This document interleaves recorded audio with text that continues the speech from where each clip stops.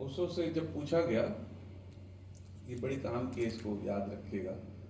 ओशो से जब पूछा गया कि आपका संदेश क्या है, आपका मैसेज क्या है, तो ओशो ने कहा कि लव इज माई मैसेज। ये बोलना बड़ी छाती की बात है, इसको आप समझ के देखिएगा कि कोई ये कह दे कि लव इज माई मैसेज, वो भी मतलब कि 60 साल पहले, है ना, 1970 के दशक में कोई ये कह दे कि love is my message, Osho ने कहा। तो दूसरी बात पूछी गई कि आपका धर्म क्या है, तो ओशो ने कहा कि उत्सव मेरा धर्म है। फिर अंतिम बात पूछी गई ओशो से कि आपका आपका सत्य क्या है, व्हाट इज योर ट्रूथ। तो ओशो ने कहा कि साइलेंस इज माई ट्रूथ, मौन मेरा सत्य है। तो ये तीनों बातों को मिश्रण है ना, एक चीज को आप पकड़ लेंगे खाली मौन हो जाएंगे तो कैसे चलेगा काम, है ना।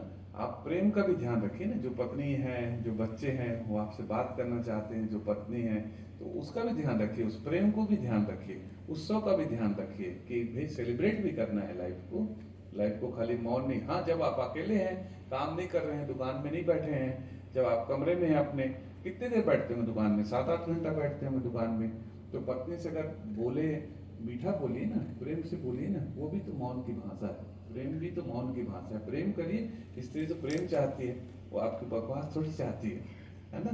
तो जितना हो सके तीनों चीज का पालन करिए, है ना। मौन तो खूब मौन करिए आप, जब आपको मौन घटता है तो रात के 8 बजे से लेकर सुबह 8 बजे तक मौन करिए आप आराम से।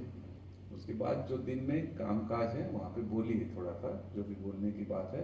और जब पूरा मौन रहना है तो जब आपके सारे काम निपट जाएं, या तो गृहस्थी आप नहीं है आपकी, आपने कोई जवाबदारी नहीं पाली, जैसे विवेकानंद ने नहीं पाली, रामकृष्ण परमहंस ने नहीं पाली, है ना, और भी महर्षि रमन ने नहीं पाली, ओशो ने नहीं पाली, है ना, बहुत से संत हुए हैं, नाम उनकी गिनती है। आपके ऊपर अगर कोई जवाबदारी नहीं है, जैसे मेहर बाबा जीवन भर मौन रहे, मेहर बाबा बोले नहीं। मेहर बाबा के ऊपर में जैसे ही बाबा जानू ने शक्तिपात किया, 1 साल के लिए वो चले गए, मतलब बिल्कुल ही उसमें ट्रांस में चले गए। उसके बाद उन्होंने बोले नहीं, ताजीवन नहीं बोला, पर उनकी फीलिंग्स बोलते थे, उनके पास आप बोलते थे, उनका मौन बोलता था ना। तो आपको मौन बोलना चाहिए, खाली सूखा मौन नहीं होना चाहिए, रूखा सूखा मौन उसको कहते हैं, बोलता हुआ नाचता हुआ मौन होना चाहिए आपका, है ना। तो हम लोग रूखे सूखे मौन को मौन समझ लेते, वो मौन नहीं।